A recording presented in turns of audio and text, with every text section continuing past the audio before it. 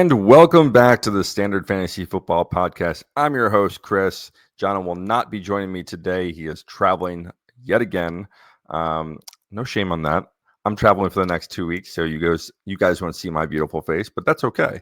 We'll be still giving you information that you need to know, all your starts, sits, questions, waiver wires. We're hitting all that up. So tonight we're doing the Thursday night preview. We got a game between the Bears and the Commanders. This is going to be not a great game, not an exciting game. I think that the Washington Commanders should come out with the victory here. The Bears, even though they had strong offensive first half, really looked sluggish down the stretch. Some notes from this game. Jahan Dotson was limited in practice early in the week. He did practice in full today, so it does look like he's going to go. Chase Claypool has already been ruled out. Not a shocker here. And Curtis Samuel looks like he's trending to not play. So that being said, let's jump in. Or actually, before we begin, don't forget to like and subscribe. Hit the notification button so you stay up to date with all of our content. The next video that's going to be dropping is Saturday morning. So grab your cup of Joe. For me, I'll be flying across the country. It's going to be fantastic. But grab your cup of Joe, sit down on the couch with the kids. Even listening to us in the car, driving, and making sure you go into those tailgates for the college football games. Go ahead and enjoy us on Saturday morning, where we'll drop all the starts and sits for the full slate on Sunday and the primetime games. All right, so let's begin. Thursday night, we're going to start with the Bears because we'll move quickly through that one, okay? As you can see, Justin Fields, even though he had a really good performance last week, I think he is going to regress to how he was playing in the first 3 weeks of the season. This is something I've been talking about for pretty much since the last 2 weeks, is waiting for an opportunity like last week and then trading him off your team. He was bound to have one of those blow up games. He put up over 30 points last week, fantasy wise. Looked good throwing the ball in the first half and really sputtered out at the end. They did play against the Denver Broncos, whose defense is absolutely atrocious this year. I don't know what to make of it. I don't think that this is trending upward for him. Maybe it brings a little bit life back. Maybe he starts running a little bit more, but the Commanders are a tough defense. The front four is going to get after him. They have a good secondary in the back end. So I think this is going to be another struggle game for Justin Fields. So I'm going to go ahead and sit him. Khalil Herbert is going to be a sit. Roschon Johnson, a sleeper here yet again. I'm not a huge fan of the running backs against this. Again, this is a tough front seven. They're very good at stopping the run. They are top 10 in the league in stopping the run. They are susceptible in the pass. So that being said, I do like DJ Moore. I do like Cole Kmet. Now the Commanders are really good against tight ends. I just think that there is a little difference between having Justin Fields as a quarterback and in the red zone. With Cole Kmet, even though he is a tight end, he's not like really one of these tall, lanky receiver tight ends. But I think this is a good matchup for him. DJ Moore, I really like. He had a really explosive performance last week. I think he continues that. The one area of the Washington Commanders that they are susceptible is to the deep ball. We saw last week. Now I know DJ Moore is not AJ Brown, but they've been giving up deep balls down the field all year long. So I like this matchup for him. I'm going to go ahead and start DJ Moore in the lineups, especially because it's the first bye week, right? So we're dealing with 4 teams on byes. You're dealing with, Mike Evans is hurt anyway, but Chris Godwin, Keenan Allen is on bye. We got DK Metcalf and Tyler Lockett on bye. Amari Cooper on bye. So you're going to have some big guys on byes. Where you're going to have some of those flex players end up being wide receiver 2s this week. DJ Moore is one of them and should be one of them. Go ahead and sit to the Bears defense, and we're not starting Darnell Mooney. And if you have Chase Claypool, we don't even have him listed up here, but if you have him on your team, go ahead and drop him. He is a freak specimen, but he is very bad at football. Bad effort and everywhere around. Anyway. Chicago Bears defense, go ahead and sit. I think that the Washington Commanders are going to have a really good game offensively against them. They haven't been really stout against the run or the pass. I don't like the way they've been getting after the quarterback.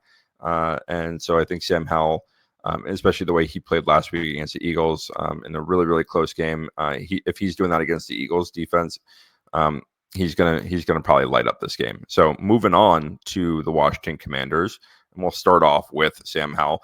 Very, very different. We have a very Christmassy look here. The Bears all red, but the Commanders all green, right? So I'm gonna go ahead and start my Commanders in this game. Again, we got bye weeks for the Browns, Chargers, Bucks, and the Seahawks. So this is going to be the start of those weeks where you're going to start playing some guys that are on your bench and start playing some guys that were in flex into the wide receiver 2 position or the running back 2 position. I think this is a great opportunity for Sam Howell. We talked about it on our waiver episode that I think he is probably my top streaming option this week for tight end or for a quarterback. So I like Sam Howell this week. I think he's going to have a really good performance against a really bad defense. Same thing with Brian Robinson Jr. He's been an absolute beast this year. Something I said in the preseason, we saw his usage last year increase as the season went on. He was recovering from being shot in the butt, shot in the glute twice last year, right before the season started.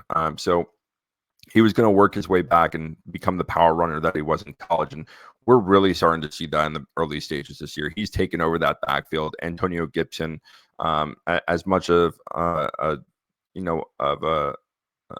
commotion or praise that he got from the offense and coaches within the Commanders organization, Gibson has been underutilized and unused, but that's not due to him. That's due to Brian Robinson just being a complete beast mode. He's been fantastic on the goal line. He's been a really hard runner, getting hard yards, and just eating clock. He's been great and efficient with the football. So this is a really good matchup for him. I'm going to go ahead and start him. Thursday night matchups, you always tend to want to start your running backs anyway, but especially in this matchup against a defense that doesn't do well against the run anyway. Antonio Gibson is going to be a sleeper for us. I do like him, especially because, like I mentioned, Curtis Samuel is going to he's trending out towards this game. So he plays a very similar role to that. We saw Curtis Samuel's usage go up the last 2 weeks. And I think that with him being out, that Antonio Gibson might get some of those looks. So I like both the running backs here and as starts. Moving on to the receivers, go ahead and start Terry McLaurin. He's been absolutely a target hog, and he's very undervalued as a receiver. He's going to go up against a really good matchup against the Bears defense that has just been they've been bad against the pass, they've been bad against the run, they've just been a bad defense. So go ahead and play Terry McLaurin. And this is another defense that doesn't fare well against the deep ball. So you'll see, you kind of just saw that Jahan Dotson is a sleeper this week. I don't know if I can get him up to a full start yet. His week last week was saved by a touchdown on literally the very last play of regulation. Fantastic drive. That was a great game last week. You knew the Eagles were going to win, but the Commanders really made it a game at the end. Jahan Dotson caught the touchdown as time expired. But that touchdown saved his fantasy week. Other than that, he really wasn't used too much. He got hurt in that game. He was limited in practice on Monday, but was a full participant on Tuesday and Wednesday. So that is something still to keep an eye on about how he's going to play. It does look like he's going to play in this game.